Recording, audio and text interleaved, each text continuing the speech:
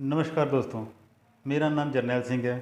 मैं लुधियाना में Namdev model high school में एज ए वाइस प्रिंसिपल काम कर रहा हूँ और साथ ही साथ बच्चों को पढ़ा भी रहा हूँ। आज आपसे बात करने का दिल किया स्टडी के ऊपर। हमारे बच्चों को स्कूल में पढ़ने में पढ़ाने में जो परेशानियाँ हो रही हैं उसके विषय में बात करनी थी। इससे पहले मैं आपको एक छोटी सी कहानी सुनाना चाहता हूँ।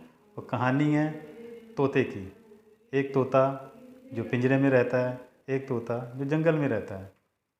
एक बार की बात है, एक व्यक्ति ने एक तोता पाल रखा था। वो तोता बड़ा ही सुंदर, बड़ा ही प्यारा तोता था और उस व्यक्ति ने उसके लिए एक बहुत ही सुंदर, बड़ा ही बढ़िया पिंजरा बना के रखा था। उसमें घुंघरू लगे थे, छन छन की आवाज़ आती थी। उसमें उसकी छोटी सी चांदी की कटोरी रखी हुई थी, उसमें उसको खाने के लिए देता था। तोता भी बहुत खुश था और उसका मालिक भी बहुत खुश था। एक दिन एक जंगल का तोता उस पिंजरे के पास आया और उस व्यक्ति के तोते के पास, पिंजरे वाले तोते के पास आके बैठ गया और उससे पूछा कि तुम कौन हो। तो पिंजरे वाला तोता बोला कि मैं इस व्यक्ति का तोता हूँ। और उसने उससे पूछा कि तुम भी मेरे जैसे लगते हो, तुम कौन हो। तो उसने कहा मैं एक आज़ाद तोता हूँ और तुम एक गुलाम तोते हो। तो ये बात सुनकर पिंजरे वाले तोते को खींच आ गई। तो बड़ा गुस्सा आया। कहता है कैसे?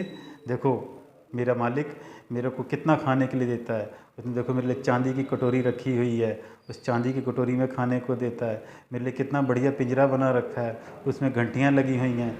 मेरा मालिक मुझे बिल्लियों से भी बचाता है, मेरे पड़ोस में बहुत बिल्लियाँ हैं और तुम इन सब के लिए संघर्ष करते रहते हो। तो जंगल का तोता बोला हाँ, लेकिन तुम इसके गुलाम हो, इसकी बोली बोलते हो, ये सब कुछ इसलिए कर रहा है। तो उस पिंजरे के तोते ने कहा नहीं, ऐसा झूठ है। तो जंगल के तोते ने कहा कोई बात नहीं, हम कल मिलते हैं। तो आज तुम ऐसा करना कि जो बोली तुम बोल रहे हो उस बोली को मत बोलना, अपनी बोली में आ जाना जो तोते की बोली है। और उसके जाने के बाद जो पिंजरे का तोता था उसने अपनी बोली में बोलना शुरू कर दिया।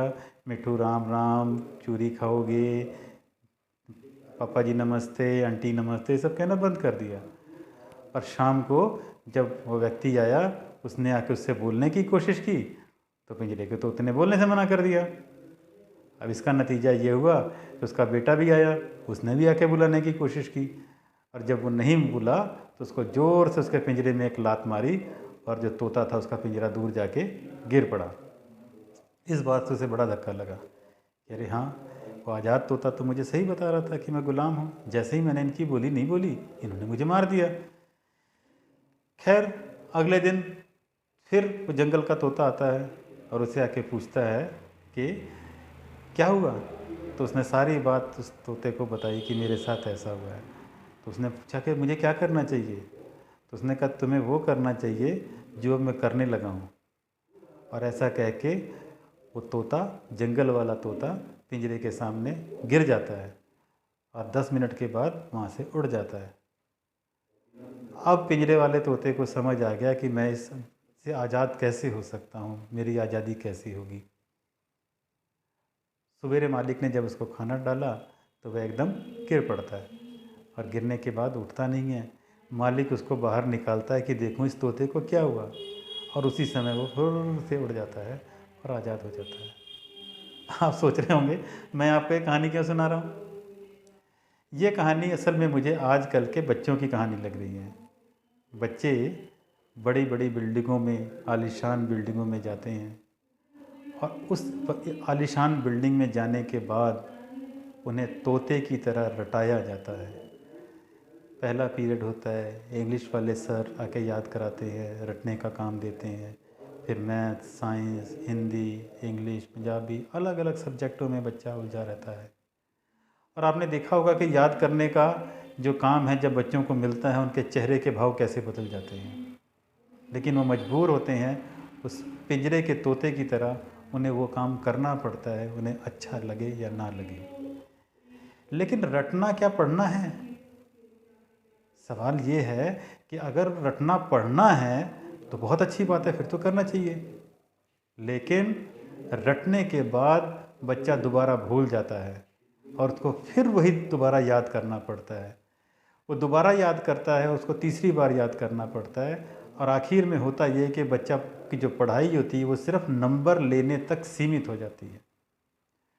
अगर बच्चा नंबर ले रहा है तो हमारे को बहुत अच्छा लगता है, टीचर भी उसकी तारीफ़ करते हैं, माँ बाप भी तारीफ़ करते हैं, स्कूल भी तारीफ़ करता है, आस पड़ोस वाले भी तारीफ़ करते हैं। और जब वो नहीं करता, उस बोझ को नहीं स्वीकार करता, तो उसको ताड़ना मिलती है, उसको फटकार मिलती है, उसको दुत्कारते हैं, और बहुत से माता पिता, बहुत से टीचर उनको पीटते भी हैं। किसी भी समस्या का हल पीटना नहीं है। अब यहाँ सवाल होता है, ये है, मुख्य सवाल ये है कि जो बच्चे को याद नहीं हो रहा है, क्या वो प्रोसेस सही है कि याद करना ही समस्या का हल है? तो जब मैंने इस विषय पे जानना चाहा, इसके विषय में खोज करनी चाहिए, पता करना चाहा, तो मुझे लगा कि याद करना ना तो हमारे टीचरों को अच्छा लगता था, ना हमारे मम्मी पापा को अच्छा लगता था, ना हमें अच्छा लगता था। तो आज बच्चों को कैसे अच्छा लगेगा? क्योंकि जो कुछ मम्मी पापा ने पढ़ा है, जब वो उनसे पूछा जाता है तो उनको भी नहीं आता। वो ट्यूशन भेज देते हैं कि नहीं, हमने बीए की ज़रूर है, लेकिन हम 8वीं का मैथ्स नहीं करा सकते, आप ट्यूशन जाओ। कहने का मतलब पढ़ना, याद करना किसी को अच्छा नहीं लगता, तो बच्चे को भी नहीं लगता है। तो इसके लिए करना क्या चाहिए? इसके लिए फिर मुझे पता लगा कि हर काम को करने का एक प्रोसेस होता है। गाड़ी चलानी है, उसका एक प्रोसेस है, खाना बनाना उसका एक प्रोसेस है। अगर आप ही देखिए कि पहले खाने को उबाल लिया जाए और बाद में उसमें नमक डाला जाए, कभी मिर्च डाली जाए, खाना बढ़िया बनेगा? पहले गियर के बजाय अगर चौथा गियर सीधा डाल दिया जाए तो क्या गाड़ी चलेगी? एक प्रोसेस है। तो पढ़ाई का भी एक प्रोसेस है। हम अपने स्कूल में उस प्रोसेस को अपने बच्चों को फॉलो करा रहे हैं, और उस प्रोसेस का नाम है स्टडी प्रोसेसिंग। स्टडी प्रोसेसिंग एक ऐसा प्रोसेस है जिसमें बच्चे को रटने की, याद करने की, बार बार रिवीजन करने की ज़रूरत नहीं पड़ती, क्योंकि एक विषय को जब वह इस प्रोसेस से पढ़ लेता है तो उसको ज़िंदगी भर वो कभी भूलता ही नहीं है। जब उसको भूलता नहीं है तो उसको रिवीजन करने की, बार बार दोहराने की ज़रूरत नहीं पड़ती है। अब मेरा आपसे सवाल एक और है कि आप अपने बच्चे को देखिए कि स्कूल में उसको रटना सिखाया जा रहा है या उसको पढ़ना सिखाया जा रहा है। एक बात और कहना चाहूँगा कि स्कूल में या घर पे जब बच्चे को याद नहीं होता या उसके नंबर कम आते हैं तो उसको डांटा, फटकारा या पीटा जाता है। यहाँ बात ये है कि क्या उस बच्चे को पढ़ने की ट्रेनिंग दी गई है? लेकिन टीचर को तो पढ़ाने की ट्रेनिंग दी गई है, तो दोषी कौन है? टीचर को इस बात की ट्रेनिंग दी गई, उसने ये कोर्स किया कि बच्चों को पढ़ाया कैसे जाए, और बच्चे को इस बात की कोई ट्रेनिंग नहीं है कि पढ़ा कैसे जाए। पढ़ने के नाम पर टीचर उसको कहता है बोल बोल के याद करो, लिख लिख के याद करो, एक दूसरे को सुनाओ, शीशे के सामने खड़े होकर याद करो, मम्मी को सुना दो, तरह तरह के। तो क्या इस तरह से पढ़ाई होगी? क्या बच्चा इस तरह से इंटेलिजेंट होगा? और जब उसको इसके बाद भी नहीं याद हुआ तो वो दोषी कौन? वो टीचर, मम्मी पापा, स्कूल या बच्चा? अब आप में से कुछ लोग हो सकते हैं कि वो टीचर को दोषी कहें, कुछ बच्चे को कहें, कुछ मम्मी पापा को कहें। लेकिन मैं यहाँ पर दोष दूंगा इस जो स्टडी का मेथड जो हमारे समाज में, हमारे देश में चल रहा है, वो गलत है। उसको रटने वाला मेथड टीचर को भी सिखाया गया है, रटने वाला ही टीचर पेरेंट्स को भी सिखाया गया है, और रटने की ही ट्रेनिंग स्कूल दे रहा है।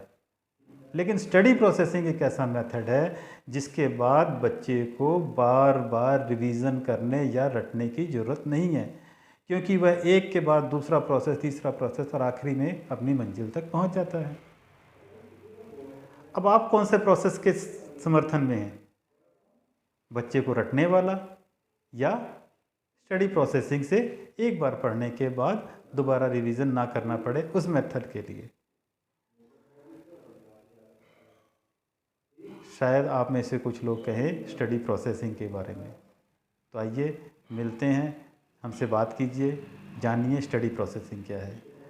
और जो हम अपने स्कूल में स्टडी प्रोसेसिंग कर रहे हैं इसके विषय में हमने पिछले 10 दिन से काम स्टार्ट किया है और 10 दिन में बच्चों ने क्या चेंजेस आए हैं इसकी हम आपको कल वीडियो में दिखाएंगे कि बच्चों को क्या फ़र्क आ रहा है। और उन बच्चों में जो बच्चे पहले टेंशन में रहते थे, दुखी रहते थे, चिड़चिड़े रहते थे, स्कूल के नाम पर रोने लगते थे, उन बच्चों में कितना उत्साह है। आपको शायद आश्चर्य होगा कि बच्चों ने एक दिन में 60 पेज किए हैं, जबकि उनके मम्मी पापा पहले उनको 2-2 पेज करने के लिए कहा करते थे, तो 2 पेज नहीं करा करते थे। स्कूल का होमवर्क नहीं किया करते थे, बहाने बना देते थे कि लाइट नहीं है, ये है, वो है।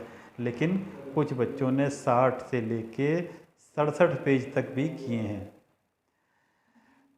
तो अब पहले क्या वो क्यों नहीं करते थे? क्या पहले थक जाते थे? अब नहीं थकते? अब भी थकते हैं, पहले भी थकते थे, लेकिन अब उस काम में उन्हें मज़ा आ रहा है। बच्चा गली में खेलता है तो थकता तब भी है, लेकिन उसे मज़ा आता है, और जब उसको मज़ा आता है तो उस काम को और करता है। तो स्टडी प्रोसेसिंग एक ऐसा मेथड है जिसमें बच्चा डिप्रेशन में नहीं जाता, बच्चा दुखी नहीं जाता, उसको इंटरेस्ट आता है अपनी पढ़ाई में, और सबसे बड़ी बात उसको कॉन्फिडेंस और उसको क्लैरिटी आती है कि मैं क्या कर रहा हूँ। और उसका नतीजा जब वो देखता है कि ये सब कुछ जो मैं कर रहा हूँ इसमें मेरा टीचर मेरे से पीछे है और मैं आगे हूँ, मैं सब कुछ करने वाला मैं हूँ, मेरी जहाँ गलती होती है टीचर सिर्फ वहीं पे आके मुझे बता रहा है, तो इससे उसका आत्मविश्वास बहुत बढ़ जाता है। जो बच्चा बोलने से डरता था वो बोर्ड पे आके कहता मैं समझाऊंगा, मैं समझाऊंगा। तो स्टडी प्रोसेसिंग वो मेथड है। तो आपने मेरी बात सुनी उसके लिए बहुत बहुत धन्यवाद। कल हम अब इसी विषय में जो बच्चों से बातचीत होगी वो आपको दिखाएंगे, तो आप देखिएगा। आपका बहुत बहुत धन्यवाद।